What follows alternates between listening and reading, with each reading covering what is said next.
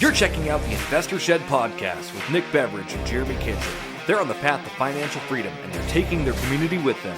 Stay tuned for the best free real estate investing advice on the internet.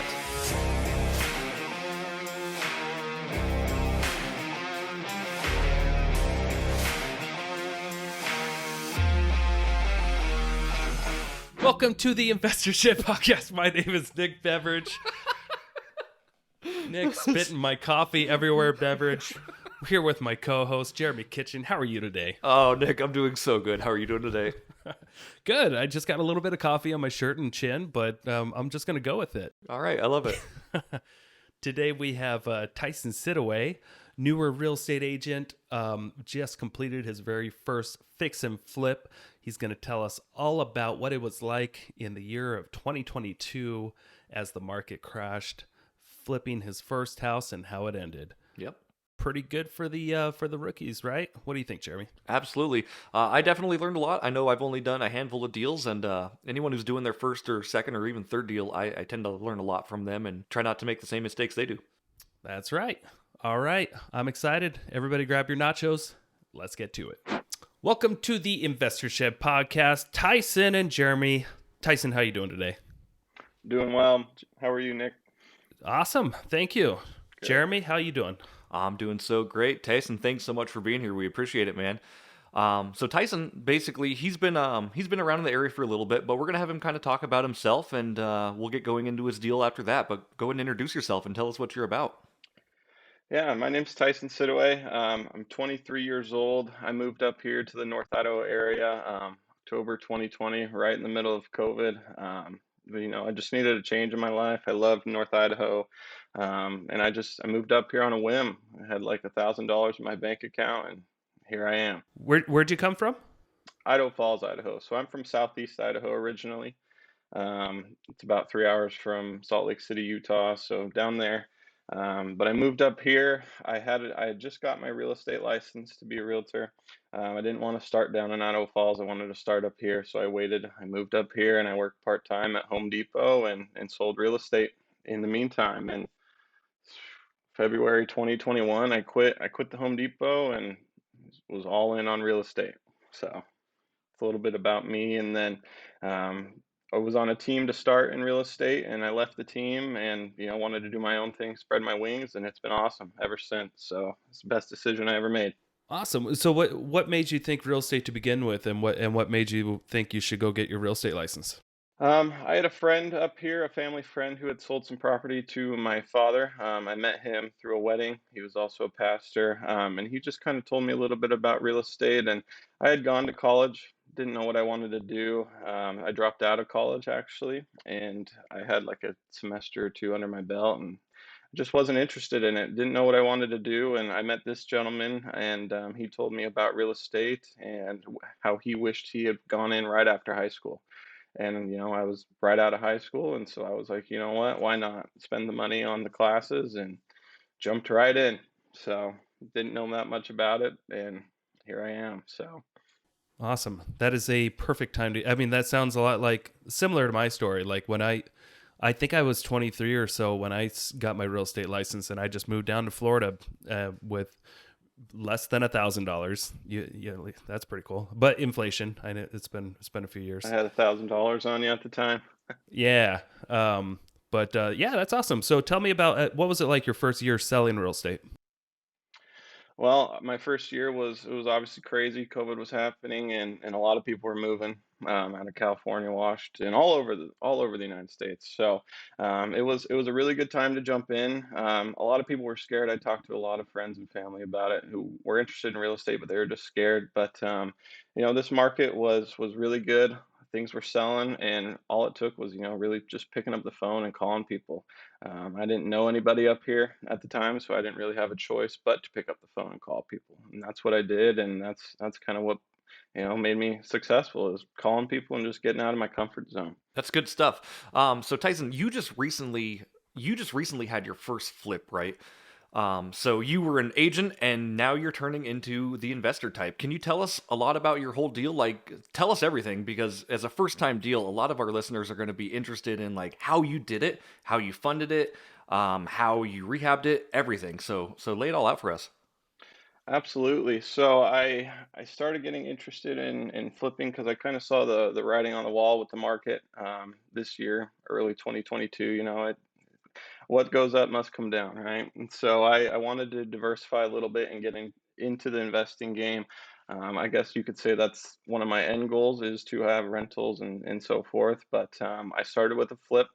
So I was on the hunt for a flip. Oh gosh, majority of this year. I had missed a couple opportunities, but you know what they say, there's always another one. And so I came across this one. This one was actually on the market. It was listed on the MLS. At the time, I thought it was a great deal, but you don't know what you don't know until you do something, right? And so I made an offer on the property and we got it accepted, pretty good terms, or what I thought were good terms at the time. 215 purchase price. The rehab we were planning was about 30,000, and our resale value was in the 320s to 350 range. And the market was okay. It was coming down, but I obviously wasn't expecting it to come down as much. But we jumped into it. We sent it anyways because there's no better teacher than just jumping right in and doing it. And so I worked on it primarily myself. I did have a contractor who I learned a lot from, but we did a lot of work of it ourselves, painting, everything like that. Man, I'm pretty much ready to start my own general contracting business now. But we jumped into it pretty quick there. We were at the $30,000, our budget, and we did go over our budget. I'll be honest with you guys by about 9 grand. For simpler terms, I'll just put it at 40 grand. That's what our end budget was. Um, Anyways, we got it all done, and there were some things that I did extra on the house that I talked to some other my friends who were, oh, you can do this, but I went ahead and did the landscaping. So I laid new sod, things like that, that I personally think are a big deal in a flip, but maybe not to somebody else. I like curb appeal, so we went over budget, and again, I didn't know a whole lot. And looking back, there's a lot of things that I probably wouldn't have bought the house. Just being honest with you guys, I'd have bought a different house for sure. But like I said, I learned so much from this house, and moving forward, it's going to help me out tenfold. So we sold the house actually just about a week ago, and we sold it for 305. Not what we were hoping, but we still came out with profit on this one. We only made about 10 grand. I had a partner on this one, and so we made it work and splits and everything like that. But going forward, it'll be a different story. Gotcha. What was one of the biggest things that you learned doing this flip? A lot what to look for in a house. Before I was just like, oh, you need a house and it needs to be dated and ugly and you can make it better. Um, but in reality, I went through there and I looked at all the electrical after we had bought it, and most of the outlets were ungrounded. I go back and I look and I have to rerun electrical for all that stuff because it's going to get called out on a home inspection. Um, the older houses, I probably won't buy an old house again. Straight walls make everything a lot simpler. Um, and one bathroom houses, I won't buy a one bathroom again unless I can add a bathroom in there. And so just little things like that that you don't really think about, and when you're first getting into it, is how desirable something is for. Sorry to interrupt. So why do you say only one bathroom? Like why is that a bad thing? It's so obviously you need at least one bathroom, but in this day and age, everybody wants two bathrooms. And so I was getting, lambasted, ridiculed on Facebook for, the price and only having one bathroom. And thinking about it, hindsight, I'm not going to buy one bathroom again unless I can add a bathroom, just because it'll save me a lot of time, and it'll make a quicker sale. Honestly, it's if that house had two bathrooms, I might be looking at the 350 range, making more money on it. So there's just little things in there that I didn't think about when I was, buying my first house. Okay. Looking back, is there a way you could have added a bathroom to that house? Was it big enough? There was potential. I didn't do it, obviously, and I bit the bullet on that one. But next time I will. I'll work that into the budget because that's something that's desirable and what people want. going on that just a little bit too, Tyson. I know you said you got blasted on Facebook for only having one bathroom, but I got to be honest with you, like that's something you got to get used to as far as when you're putting a house on Facebook. Like, right, you're gonna have your naysayers, you're gonna have the people saying you can't do it, you can't sell it for this, like. But these type of people don't typically have a pulse on the market like we do. That's true. Yeah, you put something on Facebook, you're going to get more than naysayers. You're just going to get super negative Nancy's that are just out to cause chaos. Right. But honestly, it's a good thing. It the more people comment on that stuff, it spreads it. More people see it, and that's really what matters. And that's why I don't care that much. I'm a realtor. I've posted a lot of things on Facebook these last 2 years, and everyone has some sort of hate comment on there. But at the end of the day, they're just helping get it out there to more people. So it's a good thing. It's tough reading them sometimes. You want to reply, but you got to keep it professional. Let's keep in mind, everybody, this was your very first deal. And I think we kind of skipped over some of the biggest parts. If we can go back in time and get a little bit more details here. A lot of people just have no idea how to get started. Can you tell us what was going on in your mind looking for a property, how you figured out you were going to fund it, what that process was like? Like, did anyone tell you no? Did you just keep going? That can you elaborate on that story? Course, of course. So, being in the real estate industry, you meet a lot of people like yourselves, the REI team over there, people who are doing investing day to day. So I talked to a lot of these folks. One of my good friends is at KW, Dennis Spencer. He was the one who actually funded this deal, and at the time, I didn't know he actually did hard money loans or private money. And so I had talked with Jeremy before finding any of these flips, and I met with actually another member of your team, Josh Cote, really good friend of mine. I sat down with him and talked to him a little bit about what it takes to get private money, where can I find it, so forth. And he mentioned that Jeremy, with your guys' what you guys are doing there with the private money, the hard money loans. Um, and so I talked to Jeremy. And I believe there was somebody else who told me to talk to Dennis. And so I talked to Dennis. I talked to all these people I knew who had the best deals, right? Turns out Dennis was going to give me a deal with no points up front, pretty good interest rate at the time, 7% interest only. Jeremy, I think you were at like 10% with 1 to 2 points up front. That's what it is. That's pretty much an industry standard. Now I've learned going forward, I got a pretty good deal. And I think, Jeremy, you even told me to jump on that. You're like, take that deal. Yeah, I remember. I remember talking to Dennis after the fact, and just chatting with him. And I'm like, "Hey, what's this? I hear that you're like giving away money like super cheap." And he just looked at me and laughed and smiled. And he's just like, he just said, my wife and I are in a really good position, and we've chatted that, we want to see. If we ever had this much money, we want to be able to lend it out to get newer investors started. And I just thought that was really cool. They didn't care as much about the return. They just wanted to help jumpstart young entrepreneurs' careers with it, which something it's just cool. It's just part of networking. It's just part of getting out there and talking to people. So Absolutely. tell us what it was like making an offer on this property. Were you nervous at all? Oh yeah, absolutely. I think with any property, when you're making an offer that's no inspection, you're just jumping right in. It can be nerve-wracking because again, I didn't know what I was doing really. What if I bought the house and the plumbing needed completely upgraded and I didn't have the money to do that? There's just so many what ifs, but you just got to do it, and take the risk. It'll pay off, and for your first one, so you're probably going to run into some bumps and some things you don't know, what you're looking for, but that's part of the process. Unfortunately, you got to grow from it. Yeah, I remember when I got my first flip. The very first day showing up to the property, I had no contracting experience, but I knew I had to like take this on, and had no. I think I went to Harbor Freight and bought a hammer, and that's all I had. Can you tell us? Do you remember what your first day was like when you showed up to the property to actually start working on it? Where was your mindset? Were you nervous? Were you confused, or did you have a plan right from the start? I pretty much had a plan right from the start. I'm thankful my girlfriend Taylor joined me in on this, and she kind of designed everything. I have not a single artistic bone in my body. So I'm thankful for her. She was able to kind of, put things together. She told me something about matching the other day, but I'll save it for another time.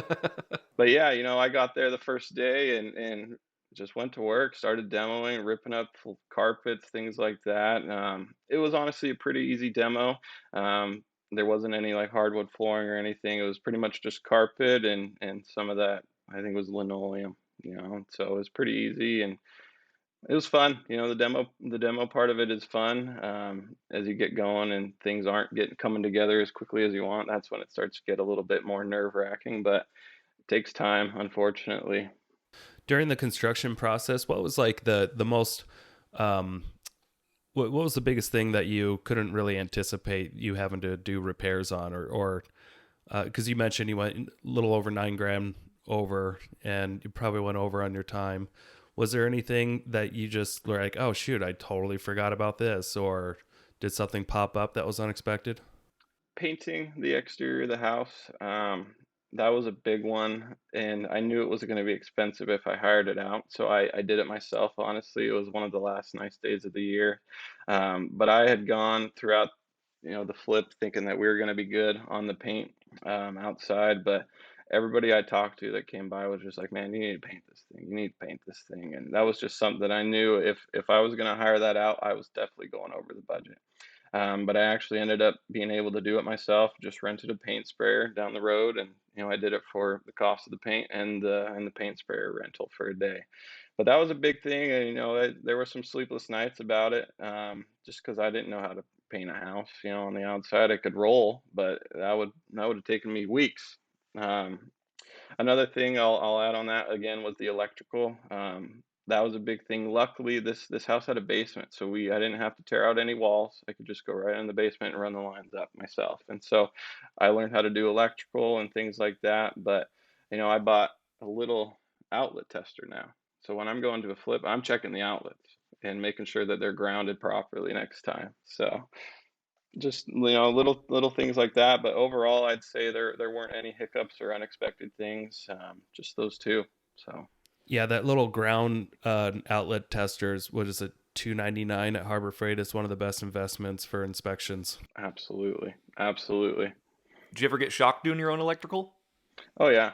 Yeah, okay. Yep, I did I did too. twice. Yep. I remember when Sam did her first flip, I was sitting there watching her, and I'm like, don't do that, you're gonna get shocked. And then 2 seconds later, well, Taylor was it was one of the first days we got to the house. We opened up the electrical panel and it was dusty and spider webs in there, and she was about to take a broom in there and start sweeping it out, and I was like, whoa, whoa, whoa, whoa, about to fry herself. And you turn that breaker off. yeah. So you mentioned you had a partner on this. If you don't want to talk about this, we can always edit it out. But can you tell us what made you change your mind about future investments? I think you said that you probably wouldn't go that direction. I think it's deal dependent. He definitely helped a lot in this scenario, especially when we went over budget. I know I didn't have a lot of money to cover that. I only had enough for down payment and a couple other things, but I was thankful to have him there. He supported me through that. But going forward, it's I don't have a problem with investing with somebody else. Like I said, it's deal dependent, but I'd like to do some of my own stuff, make more of the money, because I feel like as a partner, I'm lacking in the financial aspect. So if I can do a couple deals on my own, build up the bank account a little bit, and that way I can help somebody else. And another thing he didn't really like that much was I was using. I found another person to loan some money for the rehab, so we didn't pay for the rehab on this one. So we offered them a return on their investment. It was like a $30,000 loan they gave us, and we paid them 15% on their money within 3 months from selling the house. And he didn't like the fact that we were going to give back 5 grand to them. It is what it is. But going forward, I think I'm going to do some on my own, but I don't think that'll be the last time I use a partner. So Gotcha. Okay, so basically, and so just out of curiosity, why didn't he want to go that route? Did he want to try to fund it himself or get it done cheaper or? pretty much Okay. fund it himself. and just save the money there, that extra 5 grand. But I mean that 30,000, it's got to come from somewhere, right? So if it's not coming from somebody else, it's coming out of our pockets. So to me, I was like, you know what? I'm more than happy to pay 5 grand on this money because I don't have to worry about spending it myself. Now, do you live anywhere close to Kellogg? I do not. That was another thing. 45-minute drive, and they had just started construction the day we bought the house on I-90 headed out there. So Yeah, something I learned because I've done a lot of flips, more than an hour outside of Coeur d'Alene, where I live from. And it's something you really just got to put into a spreadsheet as an expense because it's going to take a couple hours a day of not just your time, but everyone's time that goes out to that property. And they're going to tack it onto their bill too. So you got to, I mean, almost everything that you try to account for, you got to add like 2 hours of labor per day times 90 days. Anytime. Is that something that you kind of already kind of knew going in, or did you just kind of slowly figure that out? I slowly figured that out towards the end. I was when gas prices were their highest, and I was driving my truck out there to, haul stuff, garbage out there, and that was $70 every 3 days driving my truck out there, and so it adds up very quickly. And that was one thing, I didn't think about jumping into it. I just wanted a house. I just wanted to flip a house. I didn't care where it was. I just wanted it, and there were a lot of things, and traveling is that's something you definitely have to factor in because that was, probably 2 grand in gas we spent just driving back and forth there every day. 45 minutes there, 45 minutes back. And it also takes away from your labor time. So every days you get out there and it feels like you're not doing any work because you're just driving all day. And so that's something I'll take into account next time. But I don't know, I'm not afraid of the Silver Valley. I'm not afraid of buying, somewhere that's further. It's deal dependent. Right. Yeah, exactly. It's just it's something that shouldn't deter you. It's just something you got to anticipate a little bit better, and it's something I still fail to do on every other project where it's an hour away. I forget to actually account for all the extra money that's going to go into it just in people driving there and not people not putting in a full 8 hours. They're putting in six, and they're still charging you for eight. um, and there's not much you can do about it. Was there anything? Well, I guess you got it done before the snow came. Something else I would recommend if you are doing flips during the winter, you got to account for snow removal because it's gonna cost either you time and money to do it yourself, or you're gonna have to pay a snowplow guy regularly, or you're gonna have to pay whoever your handyman is out there a couple hours a day just to shovel things out. So at least you didn't have to go through that yet, but just make sure if you flip a house, account for snow removal as an expense because it is real. So going forward, Tyson, you did your first flip. You made $10,000. You got the proof of concept. It obviously works. And you mentioned earlier that you said if that were to happen, that same deal were to come across your plate, you wouldn't have taken it. Nowadays, knowing what you know, what would you look for going forward in a flip? I'm looking for at least 3 bedrooms, and I'm looking for at least 2 bathrooms. Square footage doesn't matter to me a whole lot as long as it's, proportionate with the house. You don't want a 3 bedroom, 2 bathroom house that's, less than 1,000 square foot, I'd say. But things can be changed depending on how much, you want to put into it. So going forward, at least 3 bedrooms, at least 2 bathrooms. I'm not afraid of buying another 1 bathroom. In fact, I'm looking at one here in Post Falls today. You know, and that the 1 bathroom kind of depends where you're at, where you're buying. Kellogg, most of the houses there have 1 bathroom. Here in Post Falls, some houses have 1 bathroom, but it's not as big of a deal because you're in town. So things like that. Um, I'm definitely checking electrical. I'm not buying an old house again or as old if I can help it. Sometimes those are the better deals, but there's things that I'm going to be checking. Electrical is one. I'm going to look at the plumbing. There's some plumbing that's outdated, not good anymore. Luckily, this house was just fine. Um, just the little things I didn't think about. Electrical is one of them. That's why I bought that little tester, make things a lot easier, save a lot of time going forward. Nice. So when you finished the house, did you end up staging it? I did not. I thought about it, but winter was coming, and actually, I think there was a week there, so we had sunshine, and then all of a sudden the gloomy days came. It was rainy for like that week, and it never went back to sunny. It was cold, And so I just decided not to stage it. I wanted to hurry up and get the photos done before, the snow came, and thankfully we did, because I think 2 days after we got the pictures done, it had snowed. So we didn't stage it, but it's something I thought about, and probably going forward, I think we will, and I think it'll help it sell a little bit quicker, and maybe for more money too. And sorry, it's been a while since I've seen the photos, but it looked like you got professional photography done. Is that right? Absolutely, yep. I don't skip on that aspect. I think professional photography makes a world of difference. You're able to do things on there, brighten up rooms when it's a dark, gloomy day.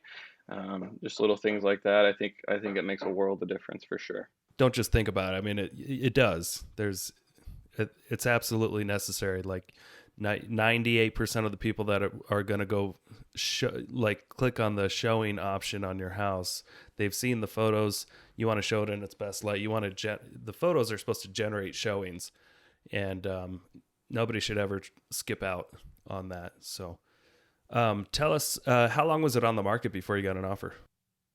It was on the market for about 2 weeks. 2 weeks there. We had a couple showings. I had priced it at a higher price point, as you do, to hopefully somebody's going to bite on that. But I didn't waste any time, doing a price adjustment. I didn't have any emotional connection to the house. I was stoked about it. I love the house. I love the way it looked. But at the end of the day, the longer I hold on to it, the more it's going to cost me.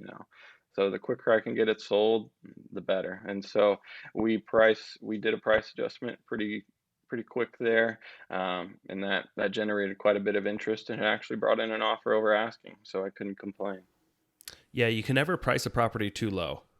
That's what I've learned, doing real estate. You can only price it too much, and you're smart to actually make a price adjustment right away when you weren't getting the activity you needed. And selling a house within 2 weeks in this kind of market is pretty darn good. So congratulations. Thank you. There were some. Oh, another thing I didn't account for. Sorry, I'll just put this in real quick. Is since the market changed, seller concessions is a big thing right now. That's another thing I didn't account for. That was, I think we ended up with 16 grand in seller concessions, 10,000 buy down, and then they did a home inspection, and they asked for another 6,700 bucks off. But we just got to the point where we're like, okay, you know what, let's get it sold and move on. We'll move on to the next one. So yeah, price adjustments and seller concessions. That's a big thing I didn't think about, and that definitely bit into the bottom line. So Yeah. So if you go and download one of our house flipping spreadsheets off our website, it's already automatically accounted for seller concessions. And for the last few years, when I go and start a new one, I just delete that, not even thinking about it. But yeah, we got to go back into a new world of where buyers ask for concessions, and it's so common. It should just be accounted for right from the start. it should. So, can we go back and talk about your real estate agent career a little bit? You've been in the business a couple of years, and if I know this, I don't think I really stalk you too much, but I believe you started off at Keller Williams on a team, and then you went to another, and then I think you went to another team, and then you left the brokerage. So you bounced around maybe 3 times. Yeah. Tell us what that journey was like and what you learned from each thing, and why you chose to be where you're at. Yeah, so I mean, I joined the team to hopefully get help, learn how to talk to leads, how to talk to people in general. What did I need to be doing? Coaching was a big thing that they offered at the time. Um, Again, I jumped into this, started making the phone calls because I didn't have another choice, and so I eventually got to the point where I was on the team. I felt that things weren't that fair. They were taking more of the money, and when I joined, I was like, sure, you guys are paying for coaching. There's some value here. It got to the point where they weren't paying for coaching anymore, and they were kind of I guess what's cherry picking deals and giving them to other agents on the team when I was performing quite well, in my opinion. So it just got to the point where I left, and I left the team respectfully and told them, I just wanted to spread my wings, and I ended up partnering with another gal. And hindsight 2020, don't go into a partnership. I love this person to death. I'm not going to name names, but it just Didn't feel like it was even. I had done 1 month 3 million in sales, and I had to share that with her, and that's a tough pill to swallow, especially when somebody's not doing the work and you're not getting any money from them, to make it even. So I left again. At this time, I left the brokerage. I actually ran into some problems with the brokerage over there, and some of the people. I still have a lot of good friends over there that I appreciate, and I've learned a lot from, like you guys, Dennis Spencer, a lot of people like that. But I had some problems there, so I left, and I'm over at EXP now, and I love it. There's really good incentives, and it's been awesome. And I haven't done as many deals this year, but the amount in, I guess, GCI is exactly the same. So I've done half as many deals as I did my first year, and I made the same amount of money just being on my own. And it's been awesome to have my own free time too. So when you were on teams, did you get the admin support that you needed to kind of make the, like the way we run our team and the way I believe real estate teams should be run is we try to take 80% of the workload off of our team members' plates so they can just focus on 20% of the job and get paid 50% of the commission.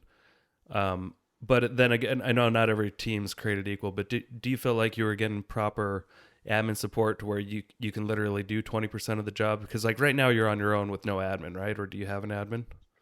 I don't have an admin. I only have a transaction coordinator. Once that puppy gets into escrow, then it's on her plate. But I don't have an admin. I'm doing all the same stuff, trying to make things happen for myself.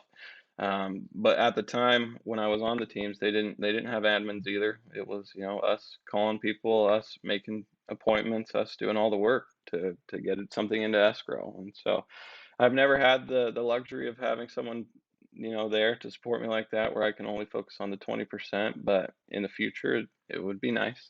Well, thanks for sharing. I appreciate you being so open about that. And I don't mean to pry, but I'm always curious why people jump around on teams. Just because I'm an owner of a team, it fascinates me, and I just want to know what are people doing wrong or what are people doing right. Do you envision yourself ever trying to grow a real estate sales team, or do you think that you'll stay on your own and more focus on investments? I'd like to. There were a lot of people who had gotten into the business at the time and saw my success in it, and I wanted to help those people. But it got to the point where it was, it's tough to dedicate when I'm still trying to learn myself and grow and make money and stuff like that. It's hard to put time into somebody else to teach them how to do it. And I'll share little tidbits here and there, but for right now, I don't see that in my future. But who knows? Maybe in 10 years, yeah, possibly I could see it happening. But as of right now, it's not in the plans. I'd like to focus on selling real estate and investing as well on the side. And yeah, so who knows? We'll see. But I have thought about it. I'll be honest. I've thought about it, but not right now. Okay, cool. So you completed your first flip. Congratulations. You just closed on that within the last couple of weeks, right? Yep, last week. Awesome. So what's next for you? Hopefully I'm gonna buy another flip. As you know, I made an offer on your guys' place. I'm looking for a multitude of things. If I can find a duplex to buy, I'm planning to buy a duplex next year. Gonna be living in one side.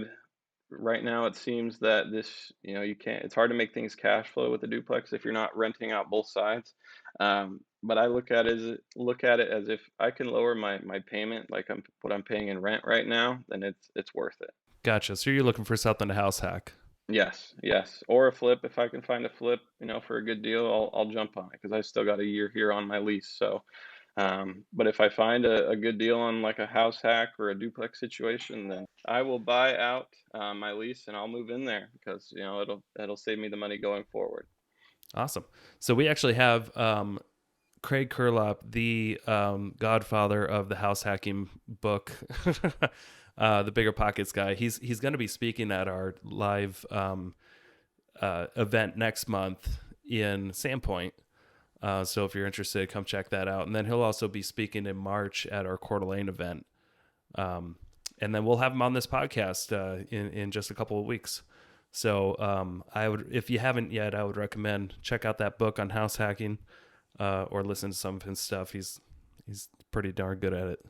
It's a good book. It's life changing stuff for sure. So we're getting to the point where we're kind of winding down a little bit, Tyson. But we got a couple final questions for you.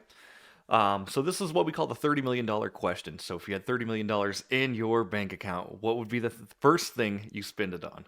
A storage unit complex. Interesting. Okay. I think that for me, it seems low maintenance. I'm sure that it's probably not, but you know, you're dealing with people up front and at the end, and if they're not paying on their storage units, there's not much you need to do to a storage unit. Just throw a lock on there, you got a box, and you're good. It seems pretty low maintenance from that aspect, and pretty easy to collect money on that. It's not as much as renting out a house, but you have 40 plus storage units, you're going to be making pretty good money monthly. The next thing I'd probably buy is an apartment complex. Just rentals, things that positive assets where you're making money on. I'm not going to be buying any more liabilities or anything like that. I wouldn't buy a brand new car. Um, I'd buy a house for myself and then a couple investments and live off of those. And hopefully I'd like to start, loaning out money to other people so they can make their dreams happen. I'd love to be that guy like Dennis is and hand out money to people and with a low interest rate just so they can get their feet wet and, get more people interested in into investing. So Paying it forward, super great. There's a lot of great resources out there for self storage too. I don't know if you've heard of AJ Osborne. I have not. AJ Osborne's great. I'll send you some of his info after. He does a lot in self storage. Really cool stuff. Really cool dude too. He's got a fascinating story actually. What advice would you be giving to new investors looking to get into their first or second deal? Don't jump into something so quick. If you want a house, take the time. Have somebody come look at it with you. Have a general contractor come with you, because they're going to be looking for the little things like electrical things like that you're not going to know about. And another thing I would say is be there. Your first flip, your second flip, be there and be part of the process of flipping house. So you actually know what it takes. Some things take a lot of time. Ordering windows, 6 to 8 weeks out. Oh yeah. If you're not there, you're not going to know that. So I think just being there for your first or second flip and being part of the process from demo to building it out and doing tile work, things like that. I think it's going to benefit you a lot in the future. And if you ever find a woman, she values those aspects of a handyman. That's what my mom always said, at least. I love it. And then another question for you. If you had one business or investing book that you'd recommend every single person read, what would that be? This is going to sound cliche, but Rich Dad Poor Dad, of course. That's one of the best. That's what got me, my first little taste of investing and what it can lead to, and just growing from there. But I would like to read How to Make Friends and Influence People. That's a good one I've heard a lot about. I've read Atomic Habits. That's another one I'd recommend. But definitely Rich Dad Poor Dad for just starting. That one I'm reading right now. There you go. All right. Nick, anything you want to add to the conclusion of this? I agree with Rich Dad Poor Dad. I agree with How to Win Friends and Influence People. That was actually one of the best books I ever read as far as when it comes to developing like social skills, how to win friends and influence people. So, Jeremy, have you read that one? I have not. It's probably why I don't have friends and I can't influence anybody. Yeah, brush up on that one, you fucking weirdo. Just kidding. Yeah, no, all good stuff. Thank you so much for being here, Tyson. I'm really excited to see what you do next, and feel free to get in touch with us if you need anything.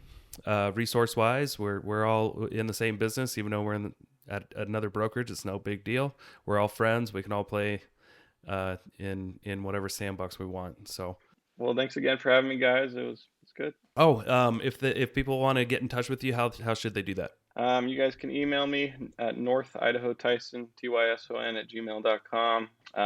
Look me up on Facebook. My real estate company is called Dre Realty Group. Dre, Drae. It's my middle name. So yeah, just go on there. I'm sure you'll find me somewhere. Cool. We'll put it all in the show notes and everything for you too. So Thanks again. All right, everybody. Thanks for tuning in to the Investor Shed. Please like and subscribe, motherfuckers. See ya. Thank you so much for checking out the Investor Shed podcast. If you enjoyed your time, make sure to leave a 5-star rating and review on Apple Podcasts and Spotify. Follow along on YouTube, TikTok, and Instagram at The Investor Shed for shorts and promos about each episode. Do you want to be a guest or know someone who has great real estate investing advice and stories? Reach out to us at theinvestorshed@gmail.com.